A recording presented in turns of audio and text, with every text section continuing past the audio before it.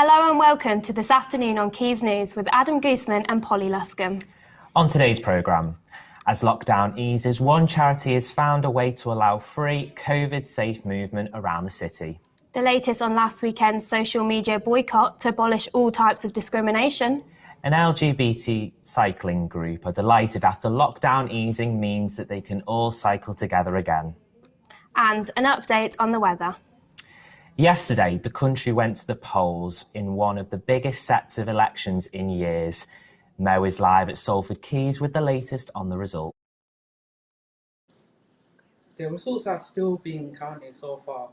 Conservative won so far in Hartlepool, but the local election they're still being counted for. That's it.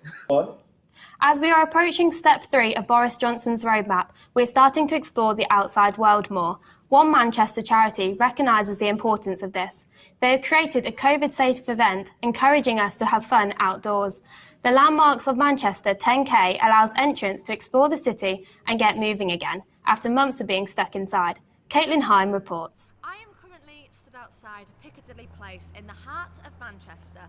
This is the start and finishing point for the Landmarks of Manchester 10K. The We Love Manchester charity have set up the Landmarks of Manchester 10K to help Mancunians fall back in love with the city. You can complete the 10K anytime between the 29th of March and the 31st of July. Entrants will set off from Piccadilly Place and go past landmarks such as the Emmeline Pankhurst statue, Manchester Central Library, the John Rylands Library and the Vimto sculpture. The We Love Manchester charity provide funding to communities and groups within the city.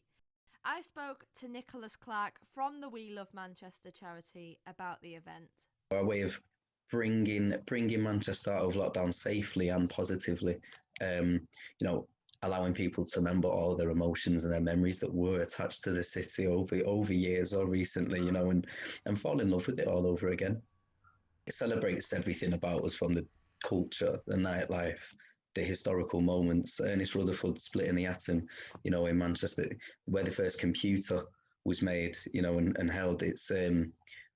We're a great city for so many past reasons and hopefully for so many going forward. And this is a way to celebrate all that. And then a cheeky mention of Manchester City's historic Main Road Stadium, which I personally and a lot of Manchester also has an affinity for. If you want to take part in the 10K, visit welovemcrcharity.org. Scroll down the homepage and click on Route and Sign Up Info. Then scroll down that page until you find the sign-up form. The 10K is open to everyone, and you can choose whether you want to run or walk the route. So however you want to exercise, sign up to the Landmarks of Manchester 10K and fall back in love with our city. In the past week, a boycott was held across all social media platforms by football and the wider sporting community as a sign of unity against all kinds of discrimination. There is hope that this will bring the attention to the horrific problem. With more, here is Stephen Hayward. After what feels like forever, there was finally a stance against the constant online racial abuse targeted at footballers in England this weekend. The boycott of all major social media platforms by all of the British footballing community, as well as other sports, took place last Friday at 3 p.m. and lasted until midnight on Monday. It was hoped that this blackout over a 4-day period would shine a light on the issue to those at the top of these social media corporations. In a weekend where football results up and down the country were resulting in huge news for each and every club, the silence over social media was deafening. The clubs were also joined by those from outside the sport, with the likes of Sir Lewis Hamilton and the Duke of Cambridge participating too.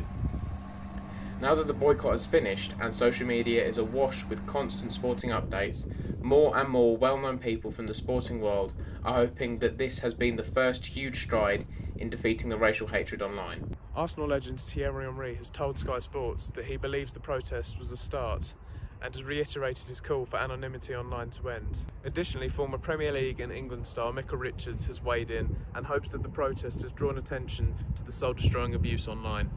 It is potentially too early to judge how successful the actions of the footballing community have been.